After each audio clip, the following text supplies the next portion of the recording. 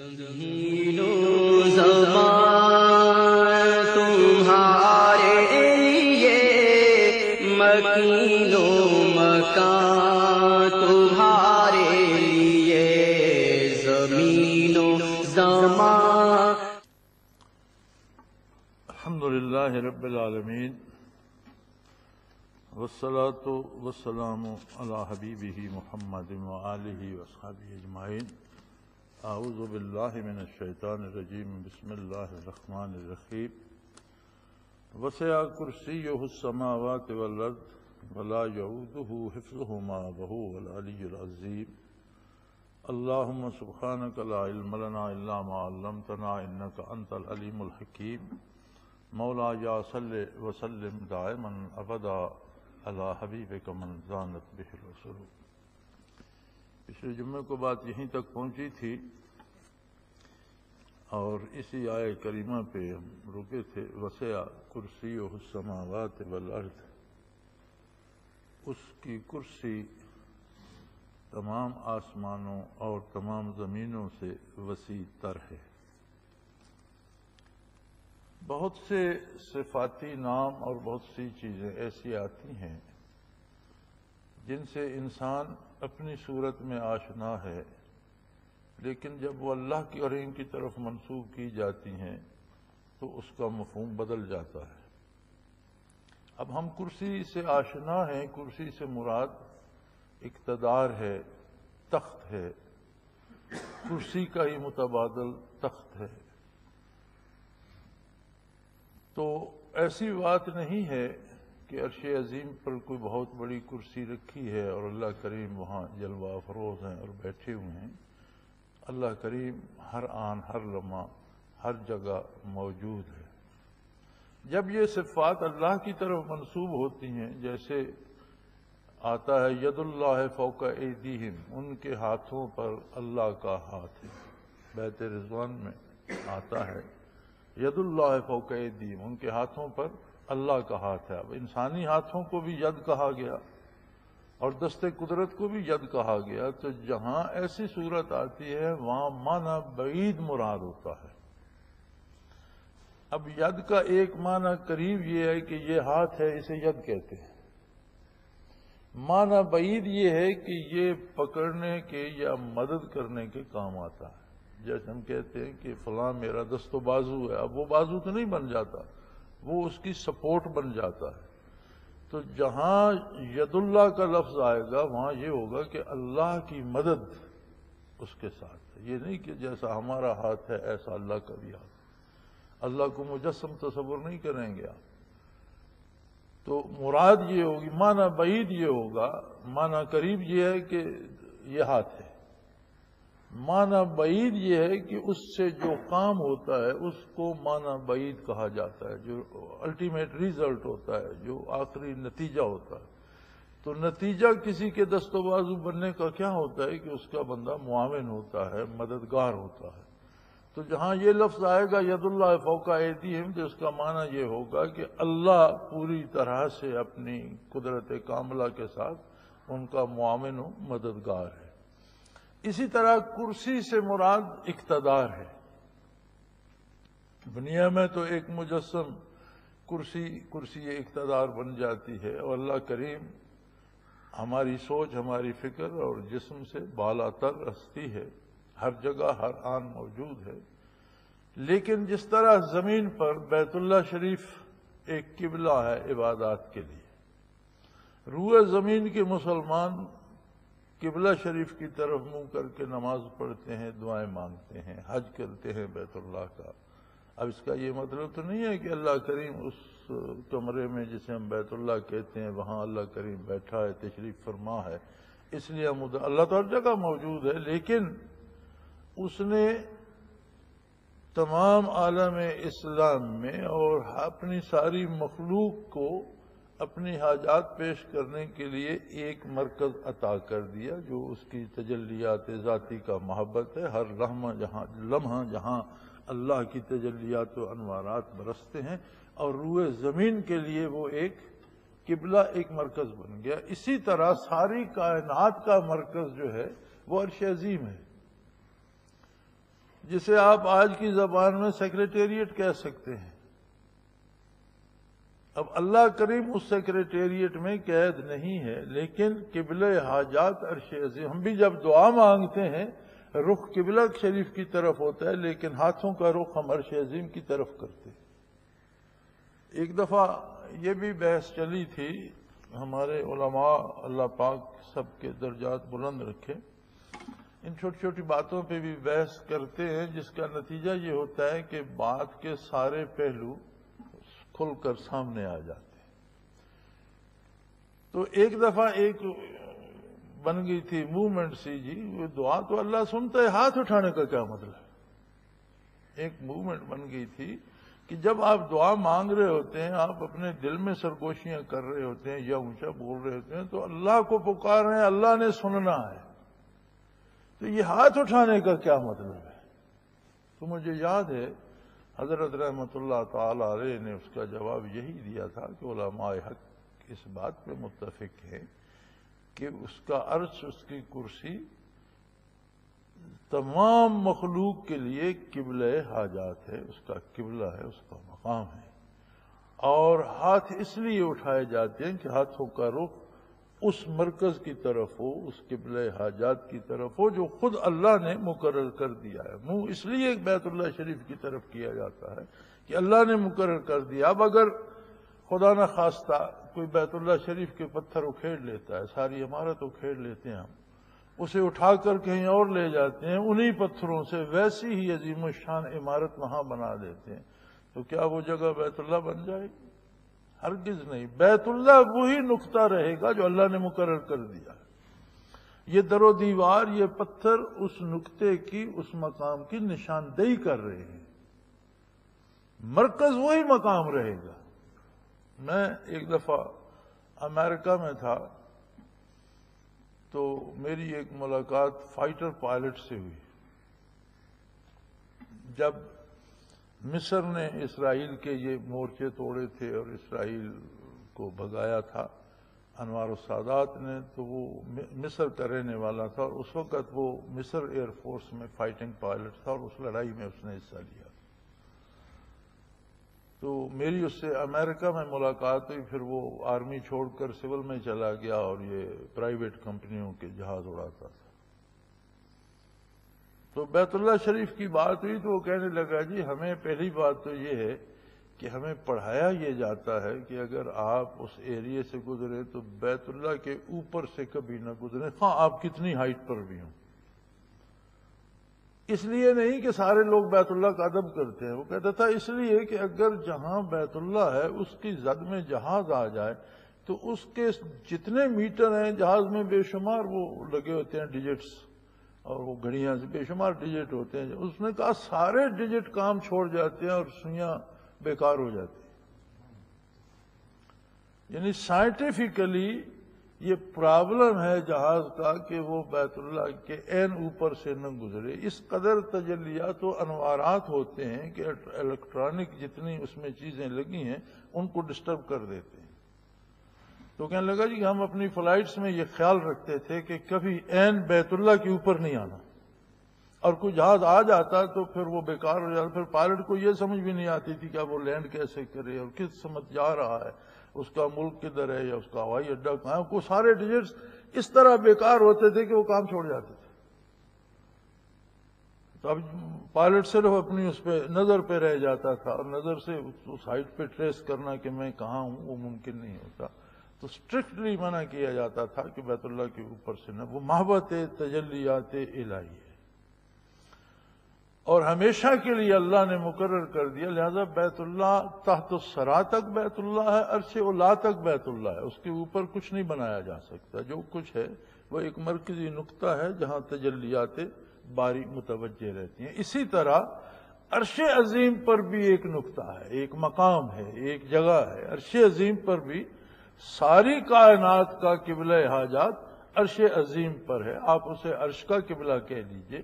اسی کو یہاں قرآن حکیم میں کرسی سے کہا گیا ہے. وسع کرسیہ السماوات والارض. اس کی سلطنت، اس کا دارالخلافہ، اس کا سیکریٹریٹ، اس کی قبول کرنے کا مقام، اس کی قبول کرنے کی قوت، اس کی طاقت مخلوق سے زیادہ ہے۔ ساری مخلوق بھی ایک وقت میں سب کچھ مانگنے لگ جائے تو پھر بھی طلب کم ہے اور اس کی شان اس سے بڑی ہے۔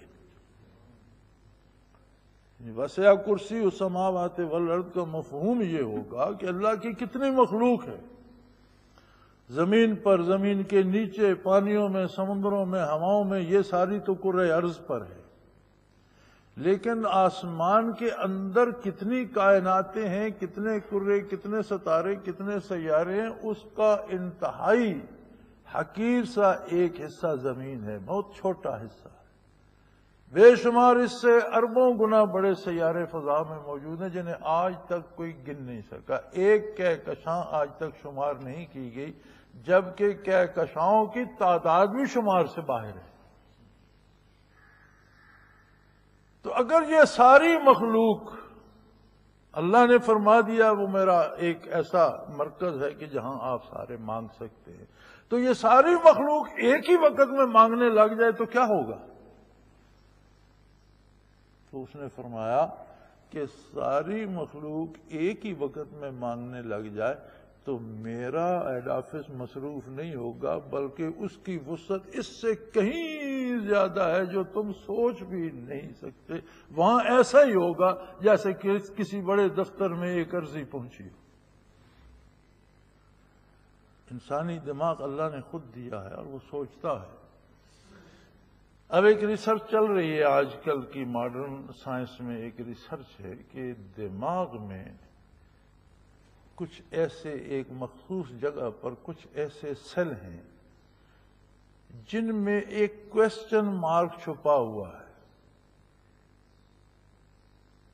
آج کی موجودہ سائنس کی جو آج کی تحقیق ہے وہ یہ ہے کہ دماغ کے جو سیل ہیں ان کا جب تجزیہ کیا جائے تو کچھ سیل ایسے ایک خاص مقام ہے انسانی دماغ میں جس میں ایک سوالیہ نشان چھپا ہوا ہے، اور وہ سوالیہ نشان یہ ہے کہ مجھے کس نے بنایا، مجھے کیوں بنایا۔ جس کا جواب آج سائنسدان دے رہے ہیں کہ اسی لیے دنیا میں جہاں بھی انسان ملا، تہذیب سے نا آشنا ملا، لباس پہننے کی فرصت یا سمجھ نہیں ہے، شعور نہیں ہے اس کو، کھانا بنانے کا شعور نہیں ہے، گھر بنانے کا شعور نہیں ہے، جنگلوں میں جھاڑیوں میں برہنہ رہتا ہے، لیکن کچھ نہ کچھ مذہب کے نام پر اس نے اپنا رکھا ہے، کسی نہ کسی طاقت کو اس نے اپنا محافظ بنا رکھا ہے، کہیں سپرٹس کو پکارتا ہے، کہیں جنوں کو، کہیں ستاروں کو، کہیں روحوں کو، کہیں انسانوں کو، اور بڑا خوش نصیب وہ ہوتا ہے جو اس سوال کا صحیح جواب پا لیتا ہے کہ یہ اللہ ہے جس نے مجھے بنایا اور یہ اللہ ہے جو میری حفاظت کرنے والا ہے۔ ورنہ دنیا میں جہاں انسان ہے وہ چاہتا ہے کہ کوئی غیبی طاقت ہو جسے میں خوش رکھوں اور وہ میرے کام کرتی رہے اور میری حفاظت کرتی رہے اور میری طاقت بنی رہے۔ تو آج کی سائنس نے بڑی تلاش بسیار کے بعد جو بات آج سے 1450 سال پہلے محمد الرسول صلی اللہ علیہ وسلم نے بتلائی تھی کہ انسان کے دل میں ہم نے یہ امانت زمینوں کو سپرد کی، آسمانوں کو، پہاڑوں کو، لیکن فَأَبَيْنَا أَن يَحْمِلْنَاهَا، انہوں نے کہا یہ بوجھ ہم نہیں اٹھا سکتے، حَمَلَهَا الْإِنسان، انسان نے اس بوجھ کو اٹھایا۔ یہ وہی کویسچن مارک ہے کہ کس نے مجھے پیدا کیا، کیوں پیدا کیا، میں کون ہوں، میرا مصرف کیا ہے، یہ ہر دماغ میں موجود ہے۔ تو اسی دماغ میں یہ سوال بھی پیدا ہو سکتا ہے کہ میں تو پکاروں لیکن کتنے ارب انسان ہیں روئے زمین پر، سب پکاریں گے، کتنے جانور ہیں سب پکاریں گے، کتنے مچھر مکھیاں، کتنی سمندری سب پکاریں گے، پھر یہی زمینی مخلوق نہیں ہے، کائنات وسیع ہے، اور ساری کائنات خود آسمان، عرش، فرشتے سارے پکارنا شروع کر دیں گے، عرش بھی پکارنا شروع کر دیں گے، تو کہاں کس کی سنی جائے گی؟ فرمایا وسع کرسی السماوات والارض، اس کی سننے کی قدرت کاملہ جو ہے وہ ان سب سے وسیع تر ہے۔ سب بھی ایک وقت میں پکاریں وہ سب کی سن بھی سکتا ہے، سب کی پوری بھی کر سکتا ہے، کوئی مسئلہ نہیں اس کی ذات کے لیے۔ تو بعض لوگوں نے یہ سمجھا کہ ایک کوئی کرسی عرش عظیم پر پڑی ہے، اللہ وہاں جلوہ افروز ہیں، ایسی بات نہیں ہے، اللہ کو مجسم تصور آپ نہیں کر سکتے، انسانی عقل مخلوق ہے، ایک دائرہ ہے جسے مخلوق کہتے ہیں. اب اس دائرے کے جو کچھ اندر آئے گا اس میں جستجو کرنا تو انسانی عقل کے بس میں ہے. اسے پتہ چلے یا نہ چلے لیکن وہ تلاش تو کر سکتے. جو اس دائرے سے باہر ہے اسے کیسے تلاش کرے گی؟ کیونکہ اس کی تو لمٹ، عقل تو مخلوق ہے، مخلوق کی ایک لمٹ ہے. اللہ لا محدود ہے، حدود سے بالا تر ہے. اس لیے اسے نہ ہم سوچ سکتے ہیں نہ اس کی مثال دے سکتے ہیں. مان سکتے ہیں کہ وہ بے مثل ہے، بے مثال ہے، لا شریک ہے، واحد ہے، کوئی اس جیسا نہیں. اور یہ سوال کہ اگر ہم سب مانگنا شروع فرمایا، ساری کائنات مانگنا شروع کر دیں، ساری زمینیں، سارے آسمان، سارے سیارے ستارے، ان کی ساری مخلوق، عرش عظیم، سب کچھ، ہر چیز جو بھی دائرے تخلیق میں ہے، سب کچھ مانگنا، سارے مانگنا. کیونکہ عرش جو ہے، عرش کی آخری حد عالم خلق کی حد ہے. آخری عرش سے اوپر عالم امر آ جاتا ہے. عالم امر مخلوق نہیں ہے، امر اللہ کی صفت ہے. وہاں سے صفات الہی شروع ہو جاتی ہے. جہاں تک تخلیق کی حد ہے، ساری مخلوق آنے واحد میں مانگنا شروع کر دے تو فرمایا اللہ کی ذات پہ کوئی گراں نہیں ہے، کوئی بڑی بات نہیں ہے. سب کی ایک وقت میں سن بھی لے گا، سب کی پوری بھی کر سکتا ہے، جسے جو چاہتا ہے عطا کر دیتا ہے. تو یہ مفہوم ہے وسع کرسیہ السماوات والارض. اب ایک بات اور آ جاتی ہے، بھی سننے کی قوت بھی ہے، پوری کرنے کی قوت بھی ہے، لیکن اتنی بے پناہ مخلوق جو کسی حد و شمار میں نہیں آ سکتی، اس کی سنتے سنتے، پوری کرتے کرتے تو تھک جاتا ہوگا. فرمایا وَلَا يَئُودُهُ حِفْظُهُمَا، ساری کائنات کی حفاظت اسے تھکا نہیں سکتی. ان باتوں سے پاک ہے بالا تر. ہر آن سنتا ہے، ہر آن جانتا ہے، ہر ایک کی سنتا ہے. اور تھکنے کا وصف مخلوق کا ہے، خالق کا نہیں. مخلوق تھک جاتی ہے، وہ نہیں تھکتا. جو جتنا زیادہ مانگتا ہے، جو جتنا بار بار مانگتا ہے، جو ہر وقت مانگتا رہتا ہے، اس سے وہ زیادہ خوش ہوتا ہے، اس پر زیادہ راضی ہوتا ہے، اس پر زیادہ احسان فرماتا ہے. وَلَا يَئُودُهُ حِفْظُهُمَا، اسے یہ سب کی طلب تھکا نہیں سکتی، ساروں کی، سب کی حفاظت تھکا نہیں سکتی. سب کو سنبھالنا، ارض و سما کو، کائنات کو، اس ہر ایک چیز کو سنبھالنا. آج تو سائنس یہ مان رہی ہے کہ اللہ کریم نے کشش ثقل کا ایک ایسا توازن رکھا ہے کہ ہر سیارہ، ہر ستارہ، کائنات کا ہر ذرہ اپنی اپنی جگہ پر ایک جال میں بندھا ہوا ہے جو نظر نہیں آتا. ایک ایسی طاقت ہے جو نظر نہیں آتی لیکن اس نے ہر چیز کو باندھ رکھا ہے. ہم روزانہ دیکھتے ہیں کہ درختوں سے پھل پک کر گرتے ہیں، لیکن ایک سائنسدان نے دیکھا کہ سیب درخت سے زمین پر گرا تو وہ اس فکر میں لگ گیا کہ سیب زمین پر کیوں گرا، سیب ہوا میں کیوں نہیں اڑ گیا، سیب درخت کے ساتھ اٹکا کیوں نہیں رہا، آخر زمین پر گرنے کی کیا ضرورت تھی. صرف اس چھوٹی سی بات سے سائنس اس نظریے پر پہنچی کہ ایک خاص کشش ہے ہر سیارے کے اندر جو اس کی بسنے والی چیزوں کو اس کے ساتھ وابستہ رکھتی، کہیں بھاگنے نہیں دیتی. اسے کشش ثقل کہتے ہیں، بوجھ کو کھینچنے کی طاقت. یہ صرف ہر سیارے میں نہیں، سیاروں کے درمیان بھی یہ جال بنا ہوا ہے. اور اتنا وہ فول پروف یا اس میں اتنا غلطی کا امکان نہیں ہے کہ جتنے عرصے سے سورج چل رہا ہے اگر وہ کبھی 1 سینٹی میٹر کا 1000واں حصہ بھی قریب ہوتا جاتا، اپنے اس دائرے سے نکل پڑتا، تو آج تک زمین بھی سورج بن چکی ہوتی. اور اگر وہ اتنا دور ہونا شروع ہو جاتا تو شاید زمین یکبستہ ہو چکی ہوتی اور جم چکی ہوتی اور زندگی کا امکان نہ ہوتا. ہر ستارہ، ہر سیارہ اس جال کا جو نظر نہیں آتا اس کا اسیر ہے اور اپنے اپنے دائرے میں اپنا اپنا کام کر رہا ہے۔ تو آج سائنس بھی یہ مانتی ہے کہ صرف کشش سکل میں اگر خرابی آ گئی تو یہ اتنی بری طرح ٹکرائیں گے کہ کچھ بھی باقی نہیں بچے گا، سارے تباہ ہو جائیں گے۔ اسی کو قرآن نے قیامت کہا ہے، حشر کہا ہے۔ ہر کل من علیہا فان، ہر چیز نابود ہو جائے گی، ہر چیز فنا ہو جائے گی۔ تو قرآن حکیم نے آقا نامدار صلی اللہ علیہ وسلم نے جو خبر صدیوں پہلے دی، بڑا عرصے بعد گرتے پڑتے سائنس وہاں پہنچتی ہے، اور ایمان ایسی قوت ہے کہ جو پل بھر میں وہاں اس یقین پہ پہنچا دے۔